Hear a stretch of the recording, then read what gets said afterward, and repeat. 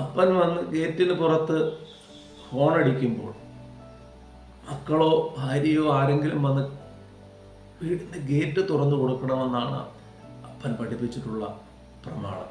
ഒരിക്കലും പ്രായമായ അമ്മയെ കൊണ്ട് അത് ചെയ്യിക്കരുതെന്നാണ് അപ്പൻ നിഷ്കർഷിച്ചിട്ടുള്ളത്. എന്തുകൊണ്ടെന്നാൽ അമ്മയോടുള്ള സ്നേഹവും ബഹുമാനവും കരുതലുമൊക്കെ പഠിപ്പിക്കാനുള്ളൊരു ഉപാധിയായിട്ടാണ്. പക്ഷെ ചിലപ്പോഴെങ്കിലും അപ്പൻ വന്ന് ഗേറ്റിന് പുറത്ത് കാർ ഹോണടിക്കുമ്പോൾ പെട്ടെന്ന് ഒരു അനുഷ്ഠാനം എന്നതുപോലെ അമ്മ വന്നത് തുറക്കാൻ ശ്രമിക്കാറുണ്ട്. അപ്പോഴേക്കും അകത്ത് കയറുന്ന അപ്പൻ വളരെ ക്രുദ്ധനായി അമ്മയോട് എന്തിനാണ് വന്ന് ഗേറ്റ് തുറക്കാൻ ശ്രമിച്ചത്, അടങ്ങിയിരുന്നാൽ പോലെ എന്നൊക്കെ പറയാറുണ്ട്. ബഹുമാനം പഠിപ്പിക്കാൻ വേണ്ടിയിട്ടാണ് യഥാർത്ഥത്തിൽ അപ്പൻ ശ്രമിച്ചത്. പക്ഷേ അപ്പൻ തന്നെ ആ ബഹുമാനം നഷ്ടപ്പെടുത്തുന്ന തരത്തിലേക്ക് കാര്യങ്ങൾ കൈവിട്ടു പോവുകയാണ്. നാം പ്രകടിപ്പിക്കേണ്ട യഥാർത്ഥ വികാരങ്ങളല്ല ചിലപ്പോൾ നാം പ്രകടിപ്പിക്കുന്നത്. അത് സ്കൂൾ വിട്ട് താമസിച്ചു വരുന്ന കുട്ടിയോട് നാം ക്ഷോഭിക്കുമ്പോഴാണെങ്കിൽ പോലും നമ്മുടെ മനസ്സിൽ ആദിയാണ്, പേടിയാണ്, അവളോടുള്ള അകമഴിഞ്ഞ സ്നേഹമാണ്. അവൾ എന്താണ് വരാൻ താമസിച്ചത്? പക്ഷെ വരുന്ന ഉടനെ നാം പൊട്ടിത്തെറിക്കുകയാണ്. യഥാർത്ഥത്തിൽ അവളോടുള്ള സ്നേഹത്തിന് പകരം നാം പ്രകടിപ്പിക്കുന്ന വികാരം പൊട്ടിത്തെറിയാണ്, വിക്ഷോഭങ്ങളാണ്. അപ്പോൾ യഥാർത്ഥമായ വികാരങ്ങൾ പ്രകടിപ്പിക്കാൻ നമുക്ക് സാധിക്കാറില്ല. ഏതാണ്ട് ഇതേ അവസ്ഥയിലാണ് വേദപുസ്തകത്തിലെ ആ ക്രിസ്തുവിൻ്റെ അമ്മയായ മാതാവിനോട് ഉള്ളിൻ്റെ ഉള്ളിൽ ബഹുമാനവും സ്നേഹവും ആദരവും ഒക്കെ കരുതലുമൊക്കെ വേണമെന്ന് ആഗ്രഹമുണ്ട് എങ്കിൽ പോലും ചിലരെങ്കിലും അത് പ്രകടിപ്പിക്കുന്നത് വ്യത്യസ്തമായ രീതിയിലാണ്. എങ്ങനെയാണ് ക്രിസ്തു അമ്മയോട് പ്രതികരിച്ചത്, ബഹുമാനം കാണിച്ചത് എന്നൊക്കെ പലർക്കും തിരിച്ചറിയാൻ ഇന്നും സാധിച്ചിട്ടില്ല. സ്ത്രീയെ എന്ന് വിളിച്ചത് കൊണ്ടും അല്ലെങ്കിൽ തൻ്റെ ശുശ്രൂഷകളിൽ പുറത്തു നിർത്തിയത് കൊണ്ടൊക്കെ ബഹുമാനിക്കുന്നില്ല എന്നൊരു വ്യാഖ്യാനത്തിലേക്ക് പലപ്പോഴും പോകാറുണ്ട്.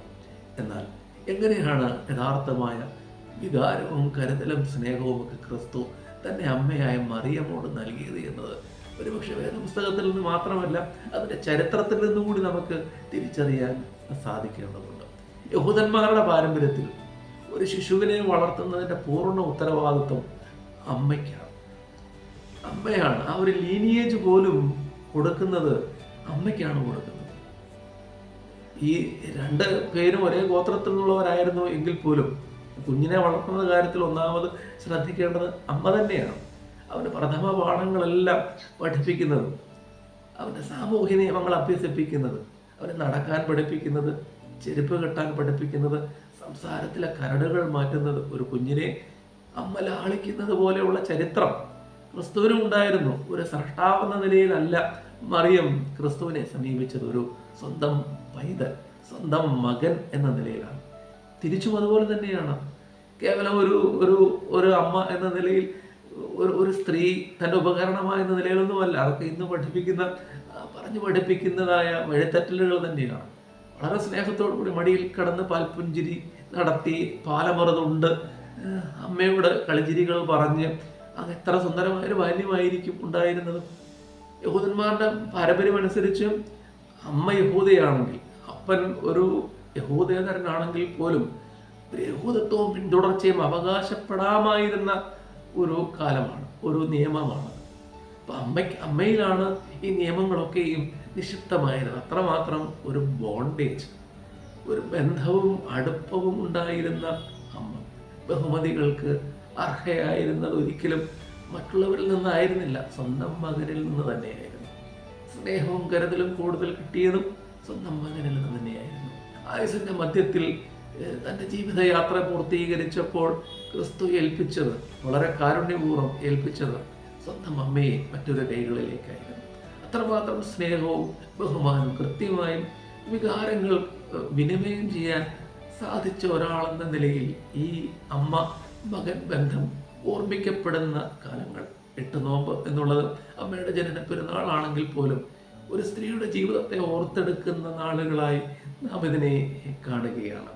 അമ്മയെക്കുറിച്ച് പറയുന്നൊരു വേദഭാഗം കൂടി പരാമർശിച്ചുകൊണ്ട് അവസാനിപ്പിക്കട്ടെ. അത് യെഹെസ്കേൽ പ്രവചനം 19-ാം അധ്യായം 1-ാം വാക്യത്തിലാണ്.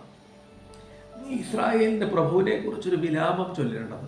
നിന്റെ അമ്മ ആരായിരുന്നു? ഒരു സിംഹി തന്നെ.